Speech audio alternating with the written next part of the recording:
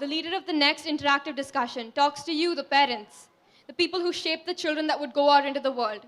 But no pressure. Sandhya Rao, everyone. Lively session. After a session about very, very philosophical things, let's get down to talking about ourselves. You know, what word would you use to describe ourselves as a group? Any suggestions? Who are you? Your people, okay. Any other word? Community. Anything else? Readers? Family? Anyone there? Identity, wow. Yes, of course. Any others? Living entities, absolutely. I heard some other word. Group, okay? More words, more words.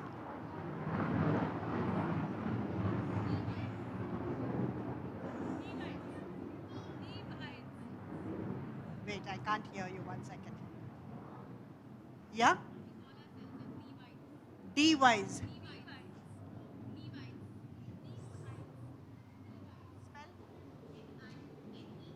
Oh, Nevites. Okay, Nevites. Yes, you are Nevites. You can also be folk. Folk? What about folk? Are we folk or not? Yeah? So we'll talk about us folk right now. And all the stories that exist within us, all our stories and the stories that we share. Each one has a story, not just the one story, but many stories. Sometimes we share these stories. And when many, people, I listen to a story, I listen to your story, and I love that story, and I pass it on. I share it with 10 other people. And from among those 10 people, say 5 or 6 of them really love that story.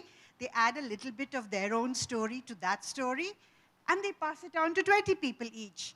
And so the stories go from mouth to ear, mouth to ear, mouth to ear. These are our stories. These are folk stories. And invariably, okay, before I get to that, would anyone here like to share, one person, share a story, a short story about themselves? Anyone? Anyone? Who? Yes, of course, come. Come. A short story, okay? Any short story that... About yourself. It has to be about yourself, not a story that somebody has told you. Can it be something that happened? Yes, it can be something that happened to you. So, when I was younger than now, I used to feel scared of going cycling. My father used to say, "Don't be scared. I will hold it. One day you'll get the balance." I was still scared, but one day I started practicing and I got my balance. Wow, and that's how you learn to cycle. Super, thank you. Now that is a story from a little folk, which if I were to tell that story, again, I like her story because I have a similar experience. When I was a little bit older than she is, I also learned to cycle, okay? My father stood at one end, my uncle stood at the other end. And my father would put me on the cycle and I would cycle initially in a very, very strange way, shall we say it. But later I managed to get my balance and managed to get to the other side. But what happened when I got to the other side? I didn't know how to turn and come back. So then my uncle would hold me there, turn the cycle for me, and I would come back this way. And at some point, both of them disappeared. And what did I do? I dropped the cycle and I ran for my life. And that was the end of my cycling. Now, this is a story I might share with someone else, and that someone might add or subtract, you know, add some experiences and feelings and emotions and drama of their own. There are many theories about how folk tales came to be, but the most important, and as far as we're concerned, the most relevant is what they mean to us and how much of us they reflect. Why do we come up with stories like this? Maybe, you know, my grandmother once told me this story. She said, there was this lady. She was a very, sorry to say, but horrible lady. Now, she had a son who grew up. He got married. He was a decent sort of chap, a little bit scared of his mother, but he was okay. But the girl he married was a bold little thing. So she wouldn't put up with nonsense from this original old lady who was not very nice. You know what this old lady did? She didn't like this young girl questioning her. And I swear this is a story my grandmother told me when I was very little. So don't be scared, okay? It's only a story. She says she took her into the jungle. Understood? Okay. And then,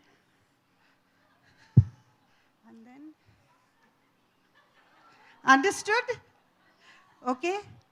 Then I discovered a story sort of like this, but it was a story about cooking brinjals. Now, can you make the connection? Okay? Somebody had a mean story to tell, had a bad experience, which gets transformed into something else. So our experiences, our feelings, our emotions get reflected in our folk tales. And that is why maybe, although there are so many wonderful stories being written today, and India has, you know, we have this wonderful history of stories from the Ramayana, the Mahabharata, the Upanishads, and the Bible, and the Quran, and everything, we still go back to our folk tales because they entertain, they engage, and somewhere they can make us connect, because somewhere we feel there's something in there for me. There's something there that either educates me or entertains me or is just simply fun. So that's how, I don't know how many of you have seen this book, Eki Doki. This is the very first book I wrote for children. And this is a story my grandmother told me. You won't believe it, but there was a time when I had long hair, right up to there. And what's the worst thing that can happen to a person with long hair, especially a little girl with long hair? Huh? Yeah, like her, yes. What's the most difficult thing about having long hair? They become very, and we cannot solve it, and we cannot get it apart. Yeah, and when your hair gets dirty, you have to wash it, no? Yeah, and does your mama put oil in your hair for you? Do you like it? You like it? I used to hate it. I used to hate it, so much oil. And when I was little, those days we didn't have shampoo, gimpo and all that. We had only hot oil and shikaka powder. Everybody knows what shikaka powder is? And they will put that oil in your hair and you have to sit with it for some hours, and then they catch hold of you and 1 second. And then they grab you and they wash it with the chikaka podi. Half that thing goes into your eyes become red, they burn, you cry. Yes, you wanted to say something. Yeah, one of the struggles is that she likes to leave her hair loose. Her mom keeps telling her to tie it up, but she likes to have it loose. And then the other problem is washing it. Yes? Another problem is combing the hair. Oh, tell me about that. Combing your hair. And if your hair is curly, you had it. Yes. You're so lucky. You're so lucky. Yes? Curly hair. Yeah, exactly. Yeah, so there were all these issues with washing hair. So this is a story about ek swali and don swali. You know what that means. In Hindi and in Marathi, it's sort of the same. Ek swali is the girl with one hair. Don swali is a girl with two hairs. I won't go into the story now because you read it. But this is a story that was very, very popular in our home. And this grandmother who told me that brinjal and that lady story, she made this story very popular in our family. Everybody knows it. And this was only to get us to oil our hair and wash it. Because the story is about washing your hair and the benefits of washing your hair. Now, at the end of the story, I mean, typically, one girl is a good girl, the other girl is a bad girl, poor thing. And I don't like, people can be good and bad at the same time, right? Nobody's all good and nobody's all bad. So I just try to change, not really change, but I didn't want that little girl who was supposedly a bad girl to be punished at the end, or at least punished too much. So I kind of modified it so that at the end of the story, they all live happily ever after. The girl with one hair manages to have a heavy head of hair, long hair. The girl with two hairs loses both of them, but she's equally proud of her head of no hair. And that's how I changed the story. And that is why the thing about folk tales is, because they are your own stories, you can do what you want with them. There is no rule, there is no law, there is no nothing. They are your stories. So you can do whatever you want with them. Yes, you with your lucky short hair, you tell me. So actually, what is like Cinderella. So like the Cinderella is the good girl, and the two sisters are very mean. So and the two sisters look like they have very less hair, and Cinderella has a lot of hair. Absolutely. That's see. Immediately he's made a different story out of Cinderella. That is his prerogative. So each of you, I would urge each of you to share your stories. You know how when we go to school and we come back and we say, "Pata hai, this happened in school, this guy did this, but still, even then, but that is exactly how." And then your mother or your father or your grandmother or whoever is at home who is patient enough to listen to those stories will just keep saying, we don't know if they're really listening, but anyway, you're talking and that. So I urge each one of you, one, to share your stories. Two, if you feel like it, write them down, change them around, so that others can read what's happening. They're your experiences. That's the wonderful way to share your experiences. If you don't feel like writing, if your hand hurts, and believe me, your hand can hurt, okay? My arm hurts just carrying a bag of books for 1 hour. You can even record the stories. Yes. Our teacher makes us write like essays and stuff, and then most of our hands start to pain. Yeah, that's what. Exactly, yes. Also for homework, the teachers get us so much homework and we have to bring so many books home. Very bad. Teachers, any teachers here? Leave teachers? Very bad, very bad. Very bad. Don't write. Tell your teacher that you will do the homework if she also does the same homework. When I can write with my both hands. When one gets when one gets very tired, then I use the other one. Wow, give her a clap. Just to share a little anecdote, wonderful. What is your name?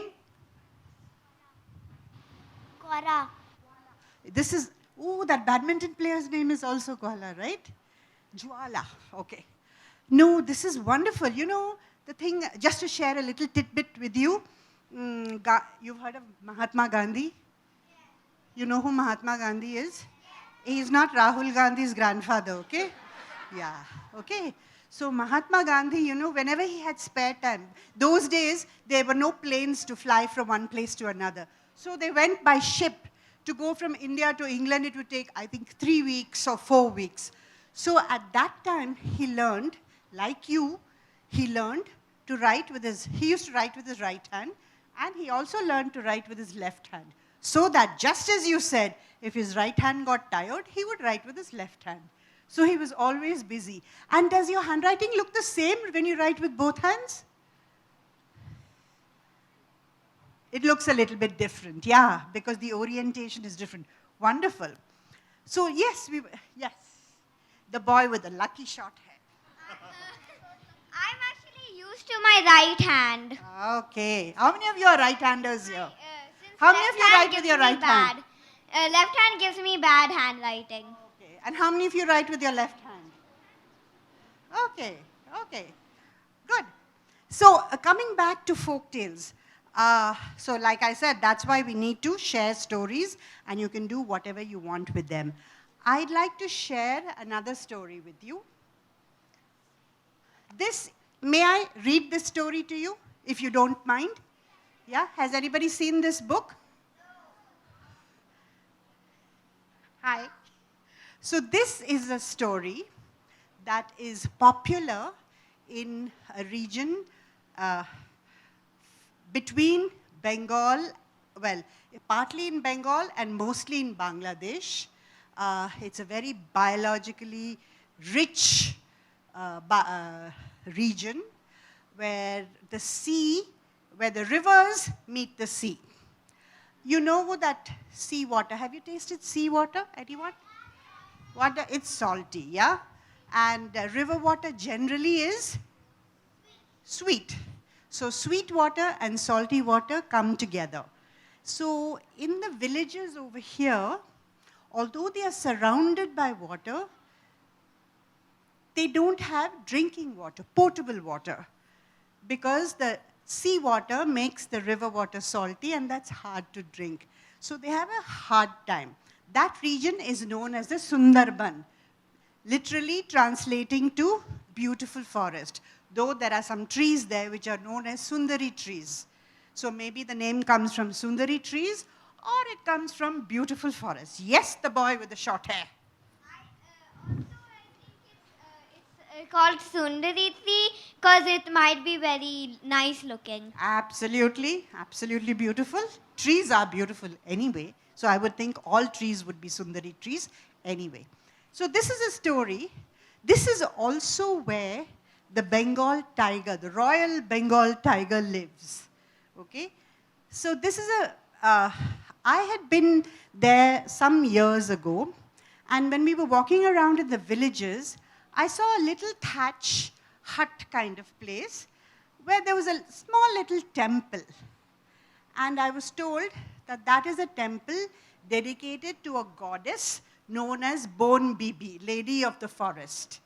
And she had three little boys, figures of two little boys around. And one of them, they told me, was her brother, Shah Jongoli, king of the forest. Okay, so this is a story about Bon Bibi. Can someone hold this for me, please? I need a few minutes of your time while I read this story. Okay, is that all right? Yes or no? If you find it boring, you can ask me to stop and I'll start talking again. Okay, once upon a time, there lived a monster called Dokhin Rai. He ruled where sea meets land over hundreds of islands covered with beautiful trees that rose up into the sky by day and drew back into the water by night. You know, the interesting thing about the water and the river systems there is that the tides, you know, in the seas you have tides that ebb and flow. And because the rivers meet the sea, when the seawater comes in at night, the rivers swell and the waters rise. And at that time, the trees are all submerged. And in the daytime, when the waters recede, you can see the lower trunks of the trees and sometimes even the roots. And they are kind of grayish, not brown, because of being exposed to water all the time. The people lived in clusters of mud houses and ferried busily across salt-laced water from village to village. to attend school, to buy things, to get to faraway places. There are hundreds and hundreds and hundreds of islands here. So the only way to move around those villages is to go by boat. So they ferry across from one side, from a small island to a big one to small one, for provisions, for school, for every little thing. Wherever they went, they did not linger to talk or laugh. They hurried home, for they feared the tide that swelled the waters and made it dangerous for their boats. More, they feared Dokhindrai. When they went into the forest to collect firewood, he was there. When they climbed the trees to gather honey, he was there. When they went into the water to fish, he was there. On their farms, in their homes, Dokhindrai appeared wherever there were people to terrorize them with his wild eyes and sharp teeth, striped skin and pointed nails. Who was this Dokhindrai? Was there no one who could stop him? Didn't anybody try? Now, different people tell this story in different, like I said, folktale belongs to you. So you can tell the story however you want. So this story is also told in different ways by different people. And I chose to tell the story like this. There was this man called Ibrahim who disappeared one day and left his wife Gulab Bibi behind. She soon gave birth to a baby girl, whom she named Bon Bibi. She didn't realize, though, that there was another little baby growing in her tummy, a twin. So she gave birth to a little boy, and she named him Shah Jongoli. I don't really know what happens, and I'm really not so interested in knowing what happened. But in my story, what happens is, Bon Bibi is left alone in the jungle. Her mother maybe has left her, maybe she got lost, maybe the mother lost her way, we don't know. But she's left alone in the jungle. And she's quite a happy child, so she's kind of you know how little babies wave their hands and legs when they're very happy, and they gurgle? So she was busy gurgling. And she was found by a deer, a mom deer. So the mother deer takes her home and brings her up with all kuti other kuti deer. So she grows up with deer brothers and sisters. From them she learned all there was to know about the sights, sounds, and silences of the forest. She also learned to listen. One day, Bon Bibi was enjoying the cool breath of a salt-laden breeze, playing with her long black hair. It was as if it was speaking to her. It was, and it brought her a message. And what was the message that she got? She listened, and then she went out into the forest, and she shouted, "My dear Shah Jongoli, where are you? I have just had a message that you are my brother. Come find me." There's actually more magic in this world than we know. And so Shah Jongoli heard, and he came. He emerged from a path in the trees and stood smiling before his sister. The years that had separated them disappeared like stars in the morning sky. Can you see stars in the daytime? Yes? You have something to say? I have seen stars in like a little early morning. Early in the morning, okay? Yes, when it is still a little dark. Yeah, but when there's bright, like now, can you see any stars? Someone tell me, whoever can see them. Sun, exactly. But even that, you can't really face the sun, can you? You feel like you have to screw up your eyes to look at the sun. Yes? You didn't say about a particular star, so I'm talking about human-made stars, which you can put on the lights and it'll just glow like a star. Oh, see? Didn't think of that. Absolutely. Absolutely. "My dearest brother," Bon Bibi said to Shah Jongoli, "the message from above says that I have been given a special task. It seems I must do all I can to keep the forest safe. But I can't do this alone. Will you help me?" "Yes," said her brother. And so they decided that the two of them would get together and keep their jungle safe. Now, everybody, do you remember Dokhindrai? You remember, or you forgotten? You remember? Who remember? Does everybody remember? Yes or no? Okay, now Dokindra is still lurking around, okay? He hasn't gone anywhere. So at this point, Dokindra returns to our story. All along, he had been hard at work, teasing and tormenting the people of the islands, but wary of Bon Bibi and Shah Jongoli. On the day he returns to our story, he stood outside the house of a man named Dhona, okay? Now this Dhona was not a poor fellow, he was a rich fellow. He was a honey collector. In the Sundarban, you can collect a lot of honey from the trees. So a lot of people, you know what they do? They wear tiger masks on the back of their heads. They think that that will frighten away any other tiger, or they will think that the tiger will think that this is a friendly person coming into the... I mean, it's a bit much, no, to think that a tiger will think you're a friendly person, I won't do anything to you. Anyhow, that's what people there do. So he was a very rich honey collector. So he was busy bullying everybody. So he wanted, Dokindra is standing outside his door. So he tells Dokindra, go away, leave me alone. Dokindra says, so he says, okay, I'll tell you what, I'll give you 7 boats of honey and 7 boats of wax if you will simply leave me alone, and I'll give you a very juicy meal. And what does he do? There's a little boy called Dukhe who works for him. He catches hold of Dukhe, puts him in a boat, collects his honey and wax, puts this little Dukhe in that, and sends him off to Dokindra's island. That's when little Dukhe, suddenly, I'll read you the bit where Dukhe is standing there shivering in front of Dokindra, not knowing what to do, about to be eaten by Dokindra. Then he remembers what his mother had said. When you are in trouble in the jungle, who should you call out to? Who? What is his sister's name? Bon Bibi. Says, so he shouts, Bon Bibi, amake bachao, save me. And immediately, Bon Bibi comes, stands in front of him. What about Shah Jongoli? Shah Jongoli goes and stands behind Dokindra with his hand on his shoulder, held in a firm grip. And Bon Bibi asks Dokindra with a sort of an indulgent look on her face, why are you like this, Ray? Why are you scaring people? At first, Dokindra was defiant. He gnashed his teeth and pounded the earth.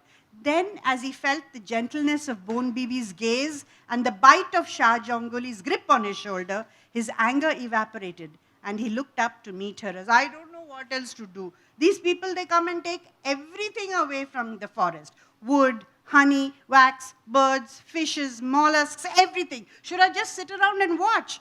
You know, they are everywhere. I have no place to roam. I have to do something to protect myself. They leave me nothing, not even to eat. So then Bon Bibi says, no, we must protect Dokindra because this is his jungle. And little Dukhe says, I promise, I will tell people that they should be mindful of Dokindra and all the tigers that live in this forest, so that we share whatever the forest has. And that is why every little village in the Sundarban has a little altar to Bon Bibi and Shah Jongoli. So that is this story.